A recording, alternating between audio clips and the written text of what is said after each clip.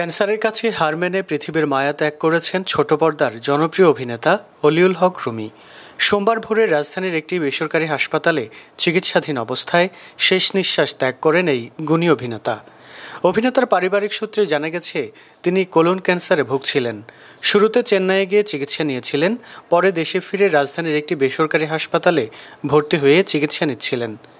অভিনয় জীবনে রুমি 3 দশকেরও বেশি সময় কাজ করেছেন।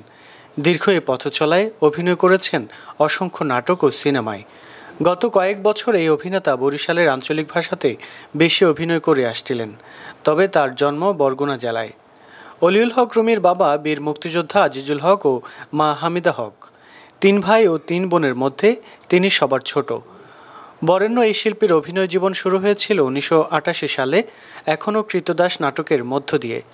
একই বছর কোন কাননের ফুল নাটক দিয়ে ছোট পর্দায় অভিষেক হয় তার। আর 2009 সালে দরিয়াপাড়ের দৌলতী চলচ্চিত্রে অভিনয়ের মধ্য দিয়ে বড় পর্দায় অভিষেক হয় এই জনপ্রিয় অভিনেতার।